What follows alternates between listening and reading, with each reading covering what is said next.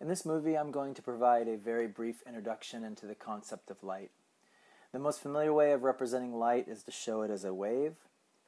Light has many wave-like qualities such as refraction and diffraction, and we've all observed white light passing through a prism and being separated into its component colors of the visible spectrum, like a rainbow. This type of behavior is well described using a wave model for light, and so that's probably the most common one. The wave properties of light were most famously described by Maxwell, and he assumed that the waves of light were produced from oscillating charged particles in materials like tungsten or other objects which you heat up until they glow. The important properties of waves that we need to be familiar with at this time are the wavelength, frequency, and the speed of light. Wavelength is the distance between identical points of the waves. So, for instance, the distance between two crests or two troughs or any two equivalent points in the wave, as shown here. Now, this is a model for the wave light as a wave, and we see that light is represented by both an electric component and a magnetic component that are perpendicular to each other. For our purposes, we'll really only need to worry about one component, generally the electric component, because we can describe the wave in terms of its wavelength and frequency and speed by just looking at one or the other. The speed of the wave is how fast it propagates through space, so for instance in meters per second. And the frequency is how often the wave crests over a given time period. So for instance, if I'm observing a wave over a given amount of time and I see it crest a whole bunch, then that particular wave has a very high frequency. Whereas if I'm observing it and it seems to crest and then goes a little while and crests again and then goes a little while and crests again over and doesn't crest very much over a given time period, then it has a very low frequency associated with the wave. So for instance, for two waves of a given speed, so two waves that have the same speed, they're propagating from left to right the same distance over the same time period. The light with a longer wavelength will have the lower frequency.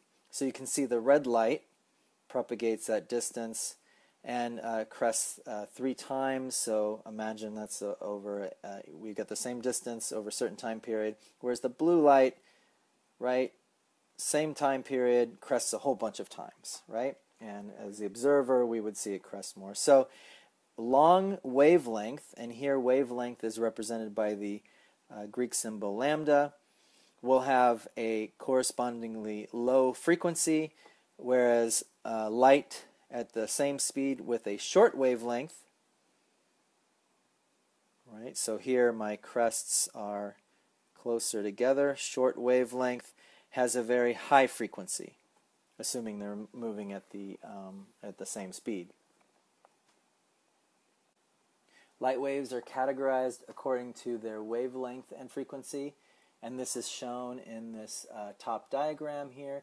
And in this we can also see the reciprocal relationship between the wavelength and the frequency. So for instance, gamma rays, shown on the very far left of our categories of light, and X-rays have a very small wavelength. These are 10 to the minus 16th, 10 to the minus 14th, 10 to the minus 12th meters, right? So that's a very small number of meters for our wavelength, a very small, short length.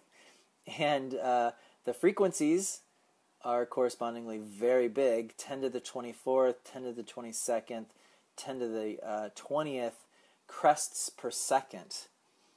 So that is a lot of crests over one time period. So it's got a very high frequency. I'm saying crests per second. In this diagram, it's shown as hertz, which is simply reciprocal seconds. The crest part is usually assumed. And so we just write the frequency in reciprocal seconds, and that's sometimes written also as hertz. On the other side of this diagram, you see radio waves.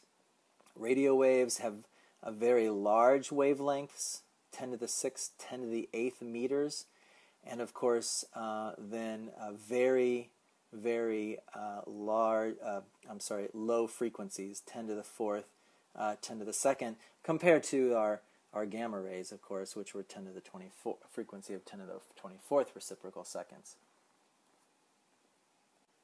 You can see visible light sits near the center of this diagram, and visible light runs from 400 nanometers, so 400 times 10 to the minus 9th meters, up to about 700 nanometers, or 700 times 10 to the minus 9th meters for the wavelength in the visible region. Mathematically, the relationship between the wavelength and frequency of light is given by the following equation. C is equal to lambda times nu. So in other words, the speed of light, which is represented by C, is equal to the wavelength times the frequency of the light. And again, wavelength is represented by the Greek letter lambda, and frequency is usually, by chemists, given the symbol nu. If you've had a physics class in the past, you may remember frequency simply being represented by the letter F, I think usually italicized. The speed of light, C, in a vacuum, is 2.9979 times 10 to the 8th meters per second. So that's pretty darn fast. And this is equal to, of course, the lambda times the frequency, and of course this then represents that reciprocal relationship that we noted before. So in other words, since speed of light is constant, assuming the light is passing through, the two types of light are passing through the same material, in order for this relationship to hold, as the frequency gets larger, the wavelength must get correspondingly smaller, and vice versa. Let's go ahead and practice using this equation. And as an example, let's calculate the frequency of green light, which has a wavelength of 500 nanometers. And remember that the speed of light is 3.0 times 10 to the 8th meters per second. We're going to be using this equation with the speed of light. We have the wavelength, and we'll rearrange this to solve for frequency.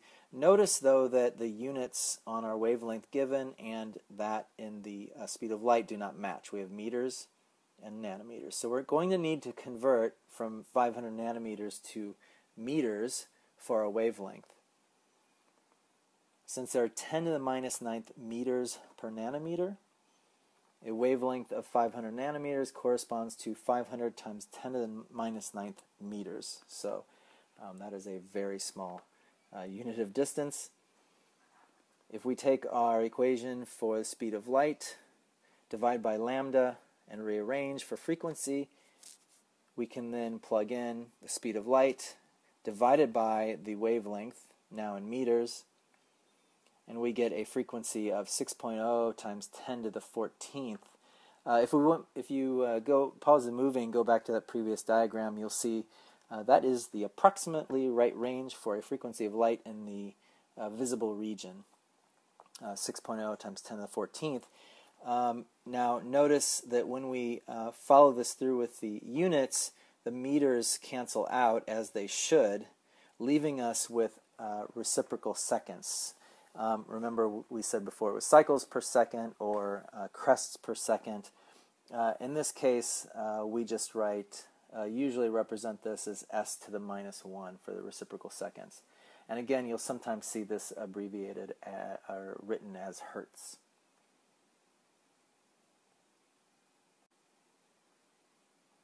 Okay, so the last thing that we need to do is to look at the energy of light. Energy is represented by the following equation. E is equal to h times nu, the frequency, where h is called Planck's constant.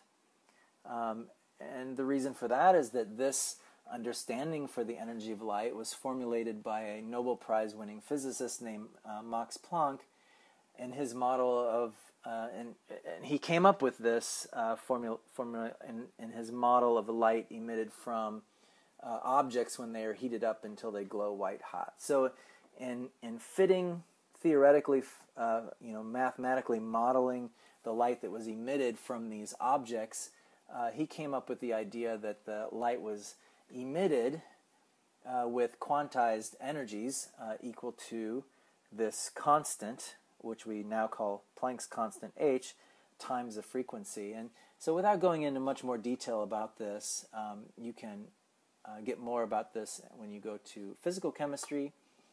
But the idea that light was energy was associated with frequency rather than intensity was a pretty novel idea at the time, and mostly was considered to be sort of a mathematical fluke, so to speak. And so, but anyway, this model that he came up with ended up sticking, which is why we're using it. And now we know that the energy of light can in fact be related. Can be calculated using this equation, in which nu, the frequency, times Planck's constant, which has been calculated to be 6.626 times 10 to the minus 34 joule seconds. A joule is our standard unit of energy, which is equivalent to a kilogram meter squared per second squared, and that is worth noting for some future calculations. It's also found in tables within your textbook. So let's practice using this equation. We're going to calculate the energy of a quanta, or otherwise known as a photon, and we'll get into that more with the photoelectric effect, for green light. And remember, green light has a wavelength of 500 nanometers. Using this equation for the energy of light, 6.626 times 10 to the minus 34 joule seconds. And if you remember from the previous problem, we calculated the frequency for green light with wavelength of 500 nanometers to be 6 times 10 to the 14th reciprocal seconds, s to the minus 1. That means that seconds will cancel, leaving us with energy units in joules, which is good. And that is 3.98 times 10 to the minus 19th joules. This is a pretty reasonable number. So keep that in mind for other calculations when we're talking about a single quanta or photon of light. If we were talking about Avogadro's number of photons, of course, it would be a much, much higher value for the energy. So let's answer one more question just to make sure we understand this relationship between wavelength and frequency and energy. Which has greater energy, quanta of green or red light? Green having a wavelength of 500 nanometers and red having a wavelength of approximately 650 nanometers.